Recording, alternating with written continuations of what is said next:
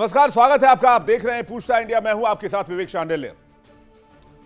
बलूचिस्तान आजादी के कगार पर है। यहां तक कि बलूचिस्तान ने अपनी आजादी का ऐलान भी कर दिया है। अपने संविधान, अपनी करेंसी का भी ऐलान कर दिया है। इसके बाद पाकिस्तान के निशान को मिटाना शुरू कर दिया है। जिसके लोग आज पाकिस्तान के अत्याचारों से इस कदर परेशान है, जो पाकिस्तान से अलग होने की मांग कर रहे हैं।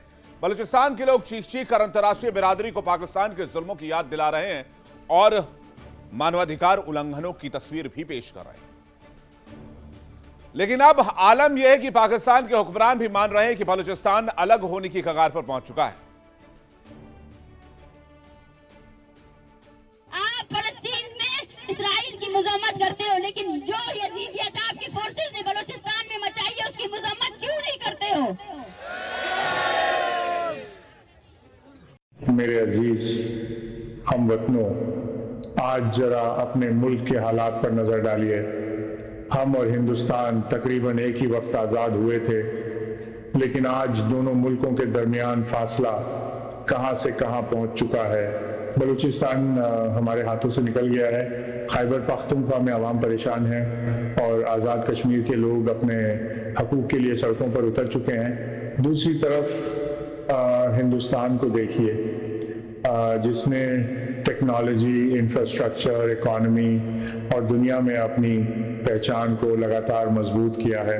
आज हमें खुद से पूछना होगा, क्या हम सच में एक डेमोक्रेसी हैं? हम दूसरों पर इल्ज़ाम लगाने के बजाय अपनी हुकूमत और अपनी पॉलिसीज से सवाल करें कि आखिर पाकिस्तान को इस मुकाम तक कौन लेकर आया। बलूचिस्तान की अंगड़ाई को पाकिस्तान समझ रहा है। बलूचिस्तान के लोगों के साफ तौर पर कहना है कि उनकी समस्याओं का एकमात्र समाधान पाकिस्तान से आजादी ही है। अब तो बलूचिस्तान गणराज्य ने पाकिस्तान से जुड़े नामों और प्रतीकों को हटाने का ऐलान भी कर दिया है। दावा किया जा रहा है कि बलूचिस्तान की सड़कों, राजमार्गों, अस्पतालों, हवाई अड्डों, बंदरगाहों और दूसरे अहम संस्थाओं के नामों की समीक्षा होगी। जिन्ना रोड, फातिमा जिन्ना रोड, इकबाल रोड समेत दूसरे जगहों के नाम बदले जाएंगे।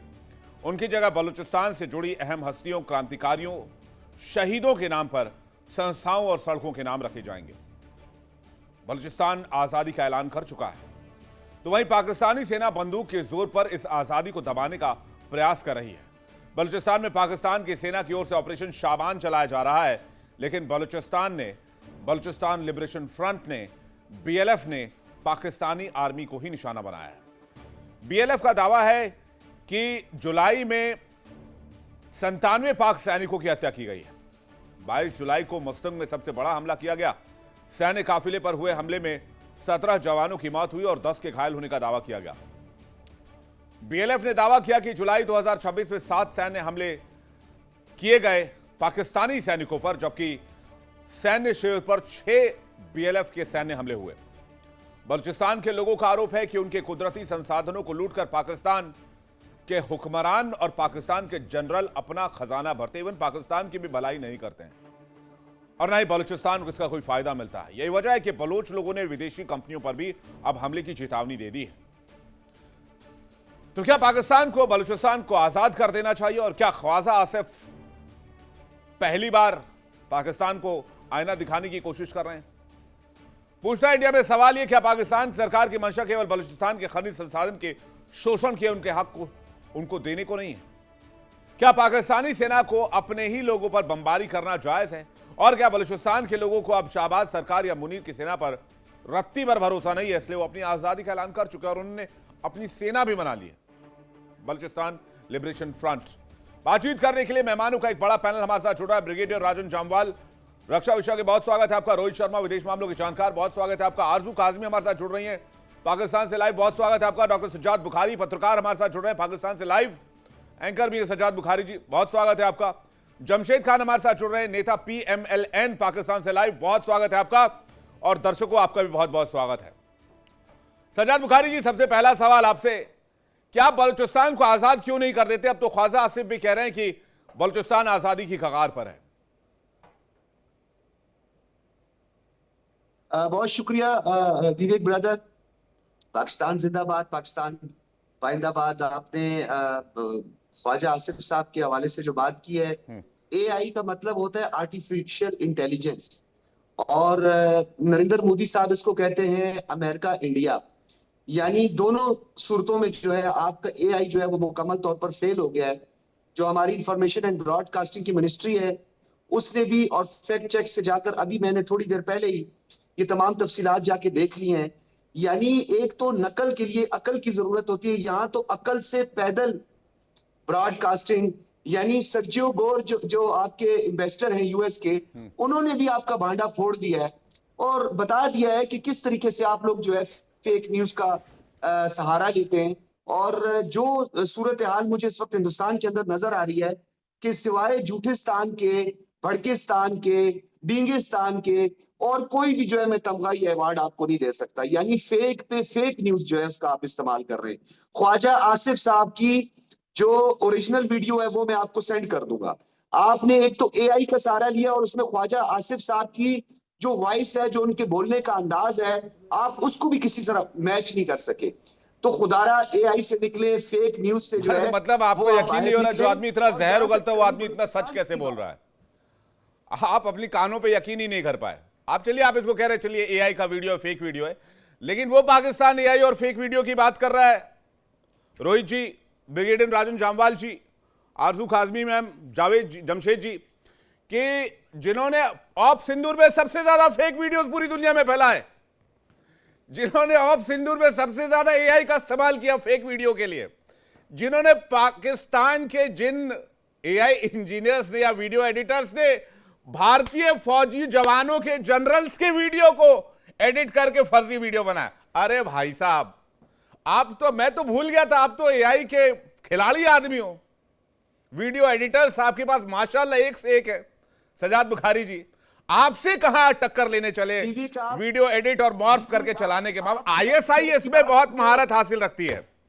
आईएसआई किसी भी प्रोपेगेंडा को, किसी नैरेटिव को कैसे पुश करना है, कैसे वीडियो एडिट करना है, कैसे ओरिजिनल वीडियो को डुप्लीकेट बनाना है, डुप्लीकेट को ओरिजिनल बनाना है, इस खेल में आप खिलाड़ी हैं, ये बात मैं भूल गया।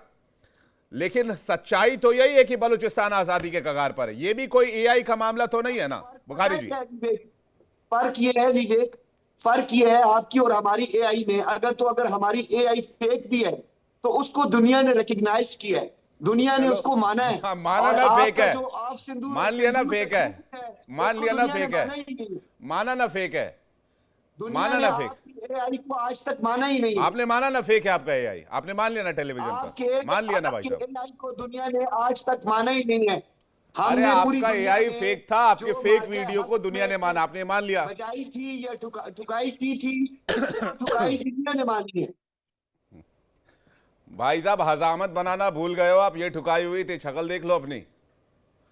लास्ट टाइम हजामत कब किया था? इतनी मार पड़ी, हजामत तक नहीं हो पा रही आपसे, आप मुझसे बात कर रहे हैं। सजाद बुखारी जी, आप मुझसे बात कर रहे हैं यार। क्या आलम हो गया है आप लोगों का कि आप लोगों के उस्तुरे चलाने भूल गए आप लोग।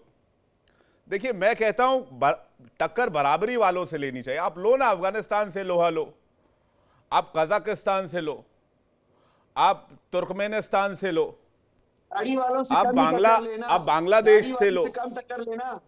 अरे मैं कह रहा हूं बांग्लादेश से लो, जो कभी पाकिस्तान ही हुआ करता था, श्रीलंका से लो, नेपाल से लो। आप टक्कर मतलब हिसाब से लो ना फिर टक्कर। आप कहां फिर इधर उधर चले आते हो फिर टक्कर लेने के लिए?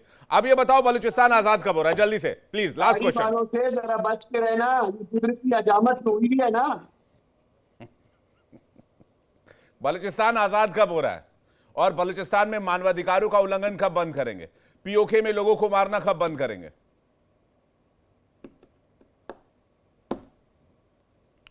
आई थिंक ये सवाल बुखारी जी तक नहीं पहुंच पा रहा है, या बुखारी जी की आवाज फ्रीज हो गई है। आरजू, सिचुएशन क्या है बलूचिस्तान में और पीओके में इस वक्त, स्पेशली बलूचिस्तान में क्या है?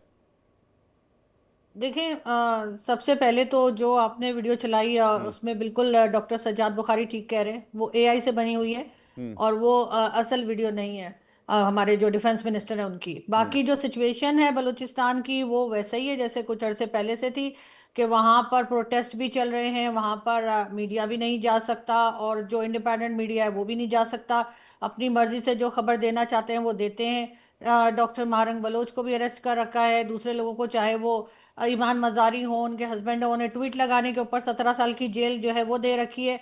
तो बलूचिस्तान जो है वो, जो मौलाना फजलुर रहमान कह रहे हैं ना कि हालात काफ़ी ख़राब हैं और वहाँ पर पाकिस्तान की गवर्नमेंट जो है उसका कोई ख़ास होल्ड नहीं रहा है, लेकिन अनफॉर्चुनेटली ना तो ये बात कर रहे हैं ना ये डायलॉग कर रहे हैं बलूचिस्तान के लोगों के साथ कि उस इशू से निकलें। और इसीलिए वो लोग वहाँ पे मुसलसल प्रोटेस्ट कर रहे हैं और हालात जो है पहले से बहुत ज़्यादा ख़राब हैं। अब कोई माने या ना माने, लेकिन इस वक्त एक तरह की आग जो है वो लगी हुई है, चाहे वो आज़ाद कश्मीर या पीओके हो, चाहे बलूचिस्तान हो, चाहे केपी के हो। इस वक्त पाकिस्तान में जितना प्रॉब्लम है, मेरे ख्याल है जितनी भी गवर्नमेंट है और मिलिट्री इस्टेब्लिशमेंट को पाकिस्तान के अंदर देखना चाहिए, ना कि कभी ईरान और अमेरिका के गाने गा रहे हैं, कभी पीस टॉक हो रही है, लेकिन अपने लोगों से पीस टॉक करने के लिए या डायलॉग करने के लिए तैयार नहीं है।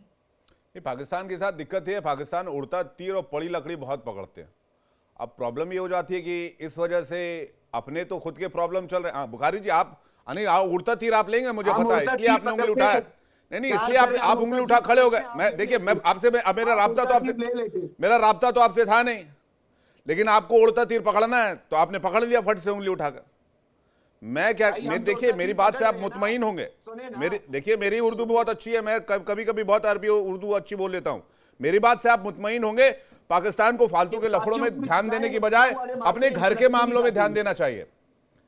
एक तो पीओके को फ्री करना चाहिए, बलूचिस्तान को आजाद करना चाहिए, और जो हिस्सा बच जाए उसमें अच्छे से उसके विकास पे, डेवलपमेंट पे ध्यान देना चाहिए। कुछ कह रहे हैं आप, फिर बाकी मेहमानों के पास जा रहे हैं।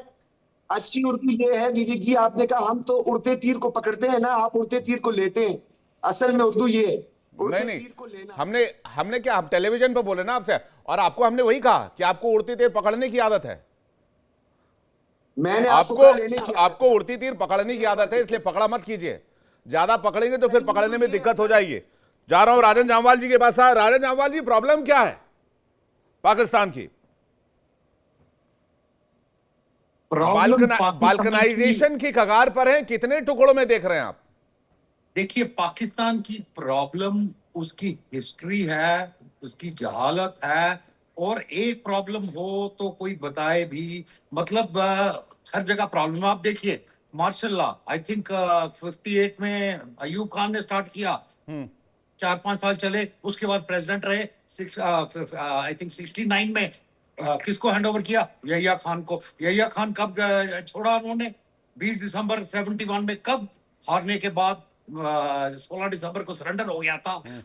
जहां तक ये वीडियोस की बात है और इसकी बात है, 15 दिसंबर का अगर आप पाकिस्तान रेडियो सुने तो आप हैरान हो जाएंगे कि जंग की क्या सूरत बताई जा रही थी। I think all this is archive में अवेलेबल है।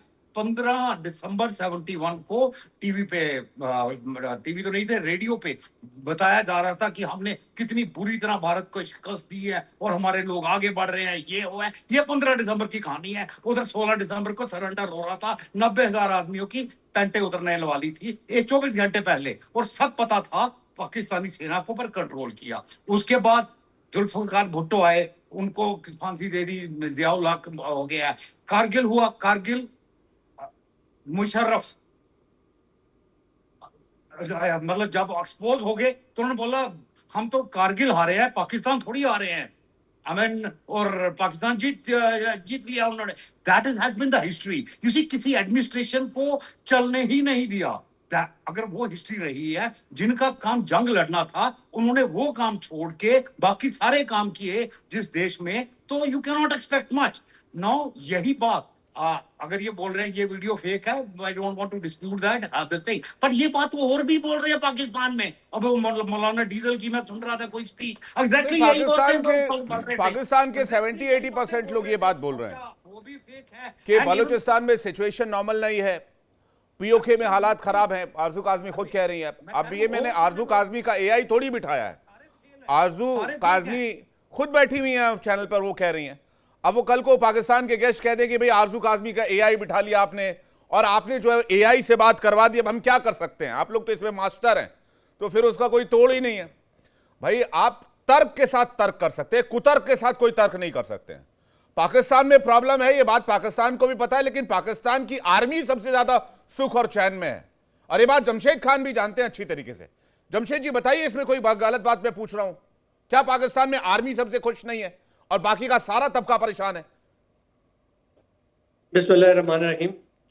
मैं तफसील से आपकी डिबेट सुनी है, लेकिन कुछ हकायक हैं जिनको जानबूझ के मक्स किया जा रहा है।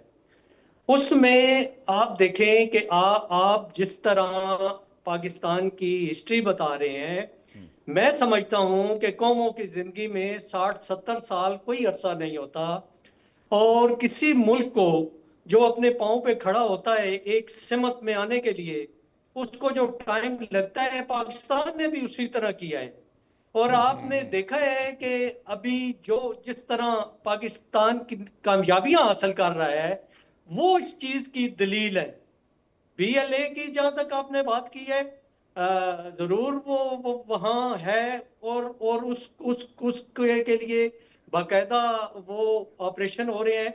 जो दहशतगर्द है, मैं नहीं समझता कि भारत में भी कोई बंदा इन इस दहशतगर्दी को प्रमोट करेगा, या जहां बच्चों को अगवा किया जा रहा है। नहीं, आपके यहाँ तो लाइन है सर, ये जो दहशतगर्दी है इसके पीछे वर्दी है, और वो उसी को आप प्रमोट करते हैं। भाई अगर आप वर्दी को प्रमोट कर रहे हैं मतलब दहशतगर्दी को प्रमोट कर रहे हैं, इसमें क्या छिपने छिपाने की बात है? शीशे की तरह साफ है। सिस्टम है, पार्लिमानी निजाम है, हाँ। वजीर आजम मौजूद है, कैबिनेट मौजूद है। अब आरजू हंस रही है। देखिए आरजू जो मुस्कुरा रही है वो AI वीडियो नहीं है, मैं फिर से कह दे रहा हूं, बाद में मुझे मत बोलिएगा AI वीडियो लगाया मैंने। आरजू रियल में बैठी हुई है, वो रियल में मुस्कुरा रही है, उसको नहीं बैठी है, मैं उनका एहतराम करता हूँ, मुझे करना चाहिए वो वाली। लेकिन आप हमारा पॉइंट समझने की कोशिश तो करें ना। आप देखें, आप बहुत बहुत दूर बैठे हुए हैं। बलूचिस्तान का 40% है पाकिस्तान का, और एक बंदे को गवर्नमेंट को सहूलत देने के लिए दूसरा बंदा 35 किलोमीटर दूर है, और वहां जरूर ईरान की तरफ से जो मसाइल पैदा हुए हैं, वो जो स्मगलिंग को जिस तरह पाकिस्तान ने फेस किया है, उसको कंट्रोल किया है। लाखों इसमें एक BLA के साथ जो स्मगलिंग जो माफिया है, वो जब मिला है, जब पाकिस्तान आर्मी ने या लॉ इन्फोर्समेंट एजेंसियों ने इनको रोकने की कोशिश की है, ये उसका असर है।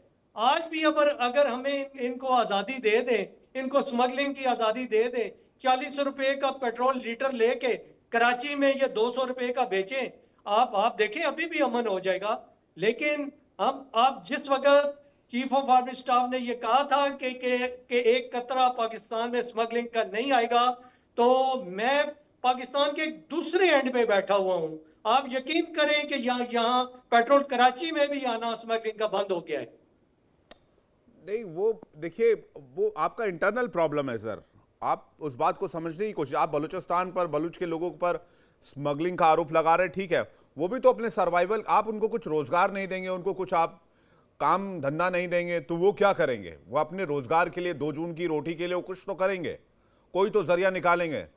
मिट्टी तो खा नहीं सकते, ईंट पत्थर चबा नहीं सकते, अपने बच्चों को, अपने घर को पालना भी जरूरी है। आपके इंटरनल इश्यूज हैं, तो आपके इंटरनल इश्यूज को आपको टैकल करना होगा ना। आप कहते हैं कि भाई पाकिस्तान तरक्की के रास्ते, मुझे बताइए, आपने कहा कि भाई 7-8 दशक कोई बड़ी बात नहीं होती है, 7-8 दशक में 26 बार IMF से बेल पैकेज लेना, यह बड़ी बात नहीं लगती आपको?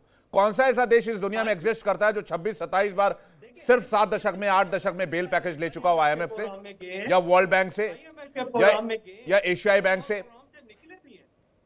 ADB, एशियन डेवलपमेंट बैंक में हम निकले हैं, IMF के प्रोग्राम से निकले भी है। और आप निकले हैं, लेकिन मुझे बताइए, भीख लेने की भी लिमिट होती है। 26 बार कौन लोन बेल पैकेज लेता है? रोहित शर्मा, आपको क्या लगता है, जो बात कह रहे हैं जमशेद जी का, आप उससे इत्तेफाक रखते हैं? विवेक जी, पहले तो thanks a lot for calling, और आरजू जी के साथ बैठाना एक इट्स अगेन अ प्लेजर। आरजू जी पाकिस्तान के सबसे नोन जर्नलिस्ट में से एक चीज आपने बोला, 2 जून की रोटी के लिए वो लड़ रहे हैं, तो पाकिस्तान बोलता है 1 जून को खा लो, उसके बाद 2 जून को भूखे रहो, 3 जून को खा लेना। प्रॉब्लम क्या है? देखिए, एक बात समझ लीजिए, अभी बोला गया ये AI से बना हुआ है, ठीक है, ये AI से बना है। इससे पहले मौलाना फजलुर रहमान ने बोला कि वहां पे आधे से ज्यादा एरिया में हमारा कमांड नहीं है, वो कभी भी आजादी डिक्लेयर कर सकते हैं, वो भी AI था। मैं मानता हूँ ये AI से बनाओ, ठीक है, हो सकता है ये AI से बनाओ, मुझे मेरे पास कोई ऐसी इंफॉर्मेशन नहीं है कि ये क्या है। इससे पहले बलूचिस्तान की असेंबली में बलूचिस्तान के चीफ मिनिस्टर को बोला गया कि तुम 100 किलोमीटर दूर नहीं जा सकते क्वेटा से, ये भी एआई होगा। तो ये रियलिटी सबको पता है, सबको पता है। बलूचिस्तान के लोग मांग क्या रहे हैं, क्या मांग रहे हैं? मेरन बलूच अंदर क्यों है? एंटी टेरर कोड ने अंदर करवाई सर, वो टेररिस्ट एलईडी। तो आपके जो पीसफुल प्रोटेस्टर्स है उनको आप अंदर कर देंगे। वहां की हालत क्या है? वहां पर लोग जो हैं आर्मी के ऊपर हमले हो रहे हैं और आपकी ट्रेन नहीं चल पा रही हैं। ट्रेन को रोका, कितनी बार ट्रेन को डिरेल किया गया वहां पे। आपकी जाफर एक्सप्रेस सबसे फेमस ट्रेन है भाई साहब, तो क्या तीसरे दिन अखबार में छपती। रियलिटी ये है, वो लोग मांग क्या रहे हैं? क्या वो ये बोल रहे हैं ऑफिशियली उन्होंने बोला हमें आजादी दे दो, पाकिस्तान से बोला तो बता दे। उनकी डिमांड ये है कि हमारे जो लोग गायब है हमें दिखा दो कहाँ हैं। इस पर आप उनके लोगों को फिर गायब कर देते हैं। मेहरंग बलूच के अंदर कर दिया। मेहरंग बलूच ने तो कोई, ना तो वो बीएलए की है, ना वो बीएलएफ की है, ना किसी और की है। वो उसके हाथ में गन भी नहीं, चाकू भी नहीं। तो ये रियलिटी है जिसको पाकिस्तान को मानना पड़ेगा। फील्ड मार्शल साहब बैठे हैं तेहरान में, वो तेहरान में क्या कर रहे हैं मुझे नहीं समझ में। अपने कंट्री में आग लगी है, वो तेहरान में बिरयानी खा रहे हैं बैठ के। और आज ही खबर आई है कि हमने बहुत प्रोग्रेस की है। अरे फील्ड मार्शल साहब का स्टेटमेंट। रोहित भाई मैं आपको बताता हूँ, वो फील्ड मार्शल नहीं है, वो पाकिस्तान, वो अमेरिका के CIA एजेंट हैं। ये बात आप लिख के ले लीजिए, मैं डंके की चोट पर कह रहा हूं, कोई इसको मना करके दिखा दे। वो अघोषित CIA एजेंट हैं। अमेरिका कहता है ना पाकिस्तान हमारा नॉन नेटो अलाई है, तो शहबाज शरीफ और फील्ड मार्शल असीम मुनीर ये दोनों CIA एजेंट्स हैं। और एक बात आपने बड़ी अच्छी कही कि भाई मेहरंग बलोच से क्यों डर गई पूरी पाकिस्तानी फौज। भाई उनके पास F-16 जैसे तैयारे हैं, एक महिला से डर गए यार आप लोग, सजाद बुखारी। ये कैसी फौज है? विवेक जी, सबसे पहले तो मैंने हमेशा आपको कहा, आपकी क्रेडिबिलिटी पर जो है किसी किस्म का कोई जो है आर्गुमेंट नहीं दिया जा सकता। आप हमेशा एक क्रेडिबल एंकर के तौर पर, तो आपके पैनलिस्ट जो है उनकी क्रेडिबिलिटी पर जो है वो मुझे बहुत ज्यादा डाउट है। सबसे पहले ये जो आपके रोहित शर्मनाक, ये जो एलियन का मुंह बार बार आगे करके बच्चों को डराने वाली शक्ल, जिस बंदे को ये पता नहीं है कि इंडस वाटर ट्रीटी का आखिरी इजलास जो है वो हिंदुस्तान में हुआ था, मेरे साथ ये डिबेट करता रहा। फिर यही एलियन के मुंह और पेठा कद्दू वाला सर लेकर मुंह और पुरानी वही शर्ट जो हमेशा पहनी होती है, वही शर्ट पहन कर आके ये शख्स ये रोहित जी एक सेकंड, रोहित जी एक बार सुन लेते हैं सजाद बुखारी को क्या कह रहे हैं। इस तरह के बंदों को, इनकॉम्पिटेंट लोगों को, रोहित जी एक सेकंड सुन लेते हैं, रोहित जी एक बार सुन लेते हैं, उनको आप लाकर जो डिबेट का हिस्सा बनाते हैं। और ये जो AI की आप बात कर रहे हैं, ये जो आरजू बैठी हुई है, हालांकि इस्लामी तालीमात की बात करें तो हम लोग खातून की बड़ी महिलाओं की इज्जत करते हैं। इसका AI नहीं है, ये आदि इंडियन है। ये वो वाली AI है, ये आदि इंडियन है, इसको मैं आदि इंडियन कहता हूँ। ये तो POK बोल रही है, अभी तक इसको ये नहीं पता कि POK क्या होता है। ये तो अभी भी बंकर में छुपी हुई है, पता नहीं कहाँ पे बैठती है प्रोग्राम करके। मैं तो हैरान हूं। आपके साथ पता है आपको इंडियंस का फोबिया होगा, आपको फोबिया हो गया। सजाद बुखारी सुने, देखिए एक एक करके बोलिए। आपने 2 मिनट बोला, मैं बोल लेता हूं 1 मिनट। 2 चीजें, आपको फोबिया हो गया है। आपको आईना दिखाए बलूचिस्तान तो वो इंडियन है, आपको POK में लोग आईना दिखाए तो वो इंडियन है। कल को आपको आपका विदेश मंत्री आईना दिखा देगा, बोलेगा वो रॉ का एजेंट है। पता चला कोई एक ऐसा, अभी हाल में कोई खबर निकली थी आपकी किसी एक्स सर्विसमैन को आप बता रहे थे वो रॉ का एजेंट था और इतने सालों से पाकिस्तान में काम करता रहा। और मैं रोहित जी को प्लीज स्क्रीन पे लीजिए PCR। और रोहित जी मैं आपको रोज बुलाता हूं ताकि सज्जाद बुखारी जैसे बच्चे आपको देखकर डरें। मैं आपको जानबूझकर इसलिए बुलाता हूं ताकि सज्जाद बुखारी डर जाएं। मैं बच्चा नहीं हूं और इसलिए वो बोलते हैं भाई इस बच्चे से बच के रहना चाहिए, ये वो बच्चा नहीं है, भाई ये बचा के रखता है, ये वो भाई बच्चा। बुखारी साहब आपने तो कहा कि रोहित शर्मा जी के इतने बड़े से मुंह देख के डर लगता है। ये खौफ हर भारतीय का है, आप जैसे पाकिस्तानियों के दिल में जिन्होंने पूरे पाकिस्तान का बेड़ा गर्क कर रखा है। जो बच्चे रात को सुसु करते हैं, रात को सोते नहीं है, ये उनको डराता है। ये उनको डराने के लिए बेहतर है इसको आप टॉक शो में नहीं बुलाया करो। रोहित शर्मा जी ये अपनी कहानी बता रहे हैं आप, है कि नहीं? सजाद बुखारी जी के सपनों में आप आते हैं और रात में और उनको दिक्कत हो जाती है। निकल चुका है, जवाब कोई है नहीं, तो यही सेंटेंस, यही सारी चीजें। मैं क्या कह रहा हूं, आप सजाद बुखारी जी के सपनों में रात में मत जाया करो, उनको दिक्कत होती है। उनको प्रॉब्लम होती है, वो रात में वो गड़बड़ कर देते हैं। शर्ट चेंज करके आओ, वही पुरानी शर्ट पहनी होती है हर शो में, हर व्लॉग में यही शर्ट। अब उनके शर्ट से आपको दिक्कत है, हम मुद्दों पर बात कर लें। अरे कम से कम रोटी तो है मेरे पास खाने के लिए, तुम तो आटे की लाइन में लगे हो। करो यार, फेस थोड़ा पीछे करो, थोड़े पीछे हो जाओ, फ्रेम थोड़ा सही आएगी। क्या तुम इतना जूम इन कर रहे हो? अरे यार एक बात बताओ, तुम्हारा जब तुम्हारा रोहित शर्मा को देख के सूसू निकल रहा है, तो मोदी को देख के क्या होगा तुम्हारा? यार खुद सोचो, मोदी देख करके तुम्हारी क्या हालत होती है? सीधे फ्लाइट पकड़ के अमेरिका भाग जाते हो। मैं थोड़ा सा यहाँ पे एक लाइन ड्रॉ करना चाहूंगा। हम नेशनल टेलीविजन पर हैं तो, और अब एक एलीट पैनल के साथ हैं, तो कम से कम शब्दों का जो है वो चयन उस हिसाब से रहना चाहिए। मैं रिक्वेस्ट कर रहा हूं। मैं सजाद बुखारी जी, आप मुद्दे पर क्यों नहीं रहते? अच्छा, सजाद बुखारी जी को डिबेट में ले आइए, और एक उन्होंने बुक लिखी है 100 ways to disrupt और डिस्ट्रैक्ट अ डिबेट। 100 तरीके इस बारे में पढ़ लीजिए आप सजाद बुखारी से, किसी एक डिबेट को उनके मुख्य मुद्दे से कैसे भटका दिया जाए। तो वो आपको रोहित जी के चेहरे से डरा देंगे, वो राजन जी के आवाज से डरा देंगे, वो आरजू काजमी को आधा इंडियन बता देंगे। मुद्दे पर आपने मेहरंग बलोच से आपकी फौज क्यों डर गई? आप इस सवाल का जवाब दे सकते हैं? मेरी बात सुने, मैं एक सिंपल सवाल करता हूं। ये यहाँ पे आपकी ये जो आधी इंडियन बैठी है ना, ये आरजू मुझे ये बताएं, बलूचिस्तान के 3 डिस्ट्रिक्ट का नाम बताएं। नीचे नहीं देखना, मैंने पहले भी आपको कहा था 1 साल पहले।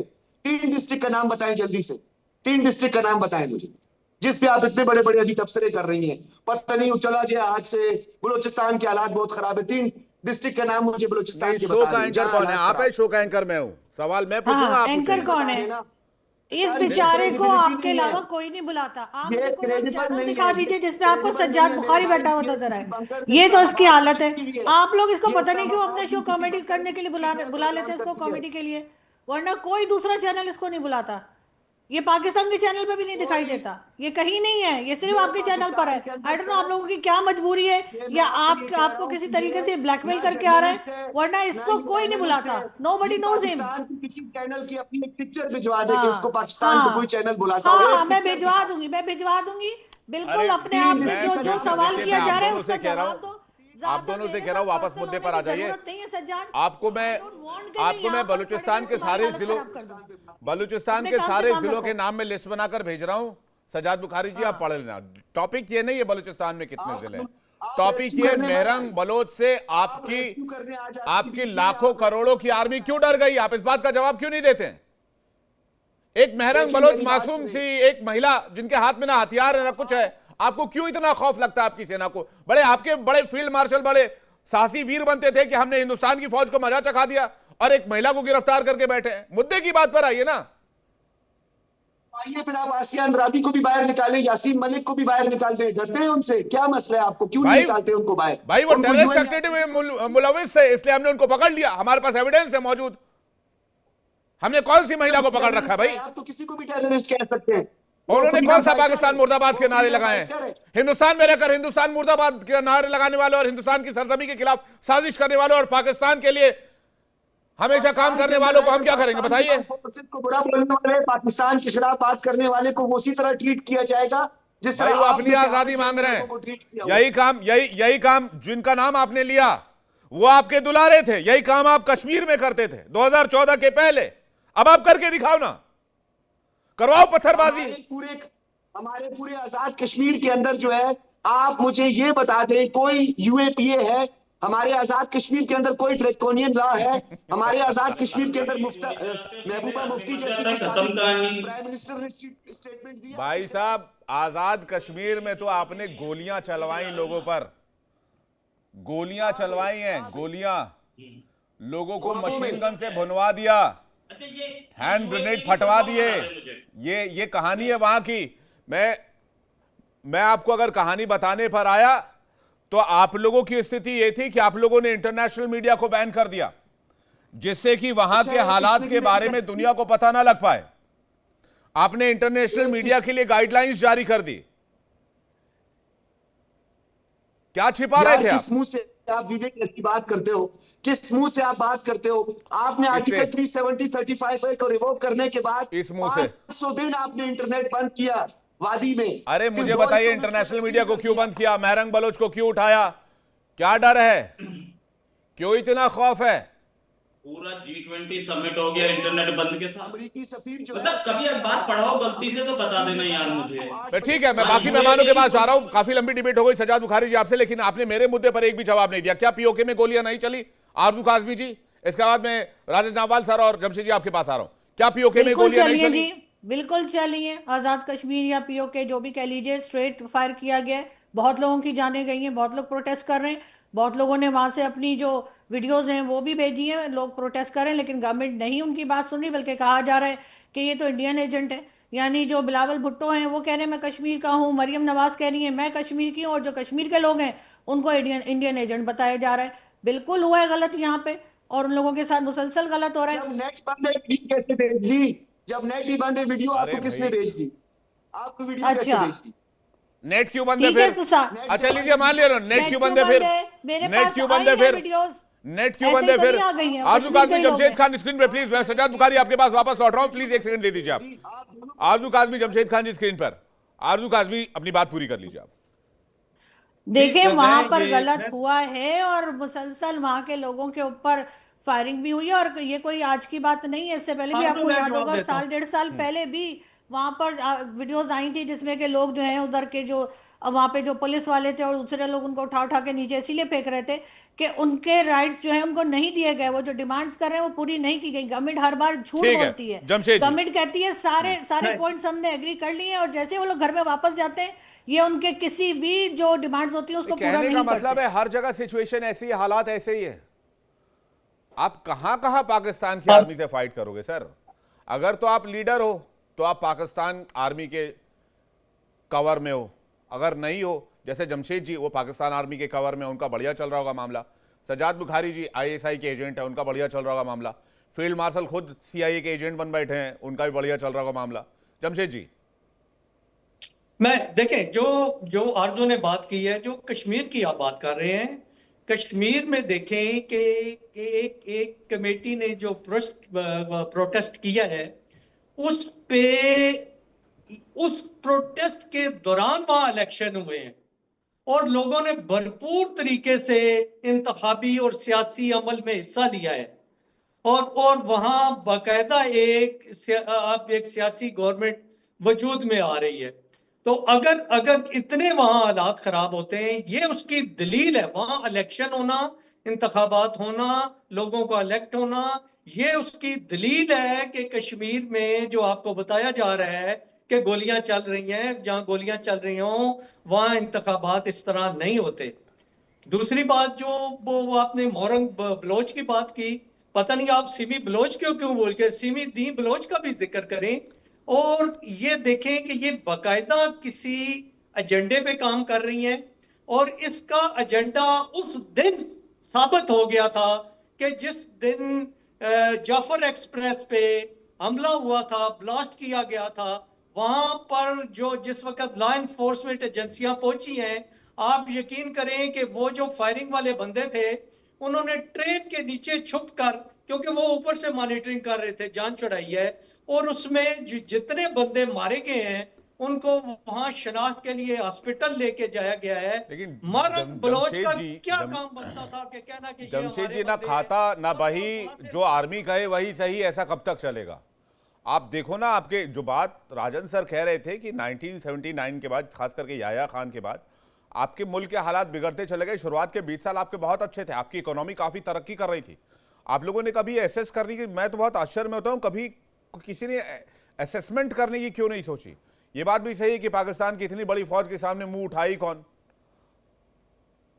नहीं, कितनी आपसे तो फौज बहुत कम है, आपके मुकाबले में तो हमारी फौज नहीं है। मैं इंटरनली बात कर रहा हूं, देखिए मैं इंटरनली बात कर रहा हूं, as a Hindustan versus Pakistan बात नहीं कर रहा हूं। मैं कह रहा हूं पाकिस्तान के अंदर कोई अगर कुछ बोलता है तो फिर वो आर्मी का दुश्मन है, पाकिस्तानी आर्मी उसको साफ कर देती है। ऐसी बात नहीं है। अभी आपने मौलाना फजल रहमान साहब का जिक्र किया, क्या उन्होंने आर्मी के खिलाफ नहीं बोला? क्या उनको क्या कहा गया? लोग असेंबलियों में बात कर रहे हैं। जब असेंबलियां वजूद में हैं, लोगों के इलेक्ट बंदे आ रहे हैं, अदालतें काम कर रही लेकिन हैं, सब पपेट मुझे शो नहीं है। समझ आती। आप समझिए, आर्मी से ऊपर कोई नहीं है पाकिस्तान में, ये बात आपको पता है, ये बात आप कबूल कर भी सकते हैं, लेकिन इंडियन टेलीविजन पे नहीं करेंगे। राजन जामवाल जी, क्या मैं गलत बोल रहा हूं? आप बिल्कुल सही बोल रहे हैं। किसी ने जवाब पूछा था कि भी रूल्स पोटा और ये सारे पाकिस्तान में नहीं है। देखिए, कानून वहां बनते हैं जहां कानूनों का पालन किया जाता है। जब जहां पे जिस इलाके में या जिस देश में, अब वैसे ही मतलब सारा कुछ बिना कानूनों के होना है, वर्बली होना है, कोई किसी को भी फौज हुक्म कर सकती है, वहां कानून की जरूरत नहीं है। Now coming to in lighter vein, इन्होंने आरजू को इंडियन बोला। इफ यू गो अब्रॉड कहीं भी ना, आप यूके चले जाएं, यूएस चले जाएं, हर जगह ना अगर रेस्टोरेंट्स हैं गुड, मतलब साउथ एशियन फूड जहां मिलता है, तो most of these are run by Pakistani this thing, and बाहर बोर्ड आपको इंडियन मिलेगा। I mean, I am just back from Seattle, जो बड़ा रेस्टोरेंट, उसमें पक्का इंडियन रेस्टोरेंट का बोर्ड होता है। अच्छा, अगर आप उससे किसी से बात करो कि क्यों आप यार ये इंडियन बोर्ड लगाते हो, कारण आपको पता है, पर still you want to go and ask this thing. I mean, अभी कुछ दिन पहले एक से पूछ रहा था, he was from Lahore and वो सियाटल में चला रहा है restaurant. He said, sir we are from Indian subcontinent, so as Indian subcontinent हम इंडियंस हैं। तो मैंने कहा भाई टेक्निकली बात बिल्कुल सही है, I can't fault him on that. So अगर ये कोई आरजू को इंडियन भी बोल रहा है, so there is nothing wrong, in fact they are also Indian, Indian subcontinent है। एंड ऑफ द डे इनको भी कल ना परसों हमारे पास आना ही है, वो इनको भी पता है, वो हमको भी पता है कि देश इनसे संभल नहीं रहा, कल या परसों हमारे पास आना ही है। चलो, या over to you. Sajad Bukhari ji. ये देखिए बात ये है कि आप अभी थोड़ी देर पहले जो है वो कंटेंट की भाषा हमें दे रहे थे कि रेलिवेंट बात करो और जो है सब्जेक्ट के मुताबिक बात करो। सबसे पहले ये जो बीच वाली स्क्रीन पर, मैं इनको कभी रिस्पॉन्ड नहीं करता, लेकिन मुझे मजबूरन, क्योंकि इन्होंने एक ऐसे शब्द का इस्तेमाल किया हमारे हजरत मौलाना फजलुर रहमान साहब के लिए, जिस शब्द का इस्तेमाल किया है उसका जवाब मैं इनको ये दूंगा। ये पंडित राजन पहाड़िया जो बैठा हुआ है ना इस वक्त ये बीच वाली विंडो में, इसने एक रेलिवेंट बात भी नहीं की। 65 गायब कर दिया बीच में से। 2025 से कर ले बात 65 की, कर ले बात जिब्राल्टर की। आपको तो याद नहीं होगा, डिस्ट्रिक्ट आप पूछ रहे थे, मैं आपको डिस्ट्रिक्ट का नाम दिलाता हूँ जहां जहां से पकड़ के लोगों ने हमें वापस किए, लोगों ने वापस किए, लोगों ने पकड़े। ये अभी शक्लें मत बनाओ।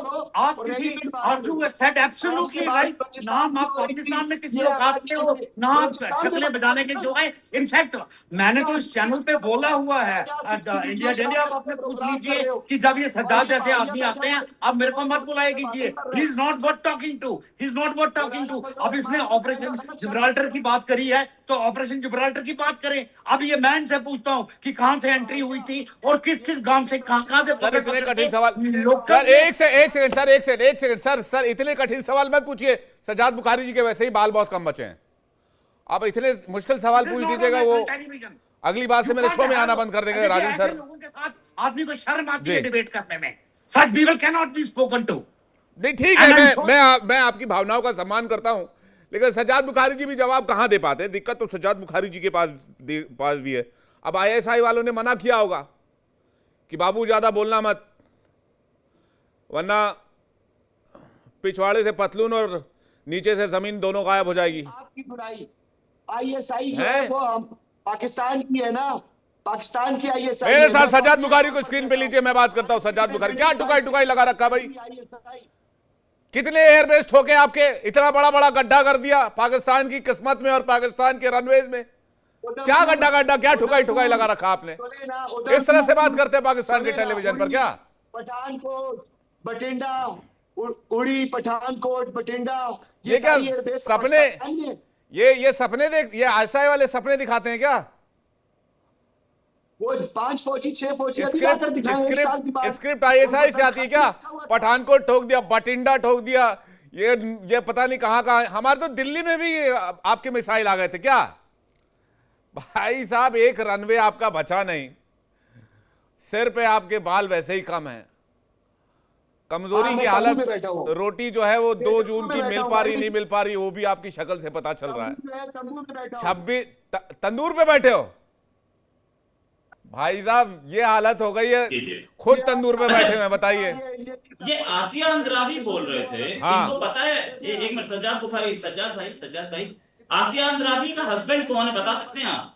हेलो, अरे सुन तो लो, आसिया अंद्राबी का हस्बैंड कौन है बता सकते हैं आप? एक क्वेश्चन का जवाब दीजिए, एक क्वेश्चन का जवाब अरे दे दो। आवाज आने आसिया दीजिए अंद्राबी का सजाद हस्बैंड बुखारी कौन है और जी, कहाँ है इस समय?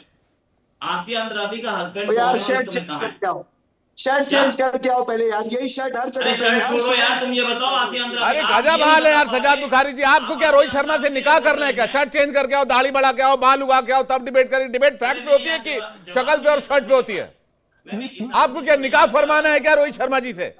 अभी आप डिबेट करें ना प्लीज, आप डिबेट क्यों नहीं करते हैं? शर्ट चेंज करके आओ, आप इंडिया से हैं क्या? गजब लगा दिया आपने यार। अरे इससे अब तो पॉइंट पर इस आइए। आदमी से तो इसकी बीवी भी शादी करके पछता रही है। पॉइंट ठीक पे है यार, छोड़ो आप उसे। सच कह रहे मैं हो, ये शर्ट बोल चेंज रहा नहीं हूँ करता है, बुरी सज्जाद बात है, बुखारी, इस आप शो में नहीं आसिया करना अंद्राबी का चाहिए। नाम ले रहे हैं, हर शो आप में आसिया अंद्राबी का शर्ट नाम चेंज ले रहे हैं। करके आया आपको करो बता यार। देता हूँ, आपको बता देता हूँ, आसिया अंद्राबी के हस्बैंड जो हैं आशिक हुसैन फट्टू हैं, और वो भी एक मर्डर केस में, मर्डर केस का हृदय मैच बन चुका, मर्डर केस में अंदर है 23 साल से। ठीक है, दोनों हस्बैंड वाइफ वो हैं, क्रिमिनल हैं, और आप आसिया अंद्राबी को, दोनों को क्रिमिनल्स को यहाँ पर डिफेंड करने आए हैं। अरे रोहित इंडिया- नहीं, वो इंडिया देखिए, की तरफ हमको से- देखिए इंडिया की तरफ रोहित से भाई, किसी भी मर्डर को हमको ये देखिए, हमको ये जस्टिफाई करने की भी जरूरत नहीं है और हमको डिफेंड करने की जरूरत नहीं है।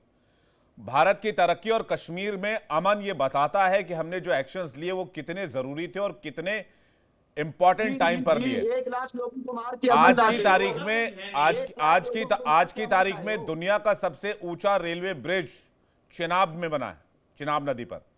आज की तारीख में पूरा आज की तारीख में सबसे ज्यादा टनल्स बन रहे हैं कश्मीर में, श्रीनगर में, जम्मू कश्मीर में। ये क्या बताएंगे? ये आपको जानबूझकर खींचकर उस टॉपिक पर ले जाएंगे जो इनको इनके हिसाब से मुफीद लगता है, लेकिन ये फिर उन सवालों का जवाब नहीं देंगे।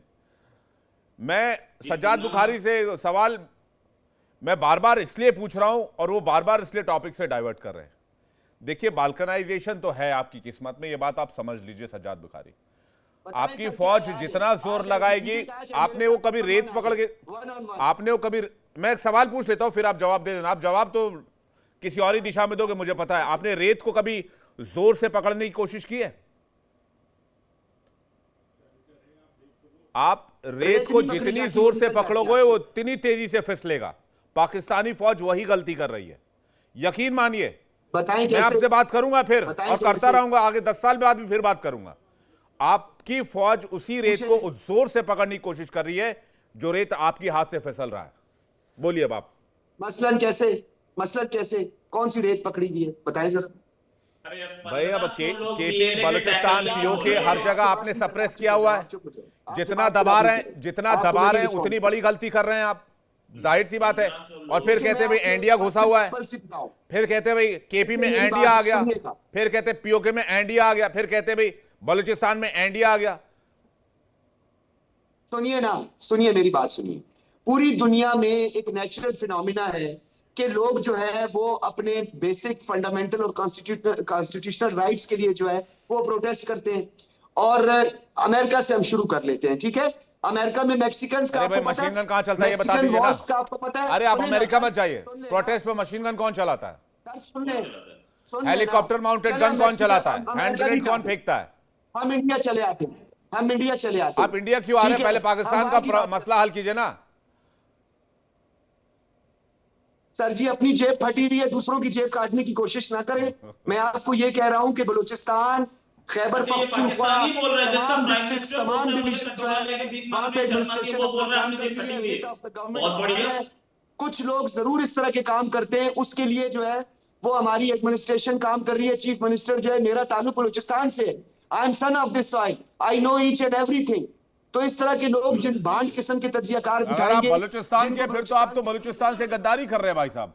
बलूचिस्तान के अंदर इस वक्त हालात बिल्कुल साजगार हैं। बलूचिस्तान के अंदर कुछ वाकयात जरूर होते हैं। स्कैटर्ड पॉपुलेशन है, 4,72,000 स्क्वायर किलोमीटर का एरिया है, 800 किलोमीटर जो है वो कोस्टल बेल्ट है, ठीक है। तो इस तरह के वाकयात होते रहते हैं। चला गया, भूल जाइए, आपकी जो है भूल जाइए, चला गया, खत्म है, गया वो आपके हाथ से गया। 2-4 साल की बात है, खत्म है, भूल जाइए। बलूचिस्तान भूल जाइए, पीओके भी भूल जाइए। अब बहुत मुश्किल है आपके लिए। हाँ, कुछ कह रहे हैं आप? अब मैं कह रहा हूं आप मुझसे मिलना ना 5 साल के बाद, 10 साल के बाद, हम लोग यही इसी प्लेटफॉर्म पर बात करेंगे। फिर देख लेना आपके देश की स्थिति क्या रहेगी। सब कुछ जब as भी it is- आपके देश में सब कुछ as it is होने वाला है, जैसा मैं अभी कह रहा हूँ। आऊंगा ना, और आप जब मैं आपके देश में आऊंगा, इस तरह की ताड़िए और ये एलियन के टिंड वाले ना बिठाना मेरे साथ, हैं? बाकी सब ठीक है। क्या कब मैं आएंगे? जब आपके देश आऊंगा, इस तरह के एलियन के मुंह वाले और अरे यार, हमारे कंट्री में आप जहां एक अगर आप ऐसे लोगों को मिलाते हैं, आगे से मेरे को मत बुलाइए। I am leaving your channel, because अगर आप इसको कंट्रोल नहीं कर सकते, डोंट कॉल मी अगेन। नहीं सर, ये पूरे कंट्रोल में है, उसके लिए कोई टेंशन नहीं है। लेकिन इंपॉर्टेंट ये है कि पाकिस्तान टुकड़े होने की कगार पर, और वहां के कुछ लोगों को इसका रियलाइजेशन ही नहीं। आप मेहमानों का बहुत शुक्रिया हमारे साथ जुड़ने के लिए और अपना कीमती वक्त देने के लिए बहुत बहुत धन्यवाद। फिलहाल वक्त एक ब्रेक का है, फौरन लौट रहे हैं।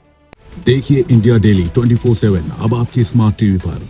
इंडिया डेली मौजूद है सभी डिजिटल प्लेटफॉर्म पर लाइव और लगातार। इंडिया डेली 24/7 हर दिन राष्ट्र को समर्पित।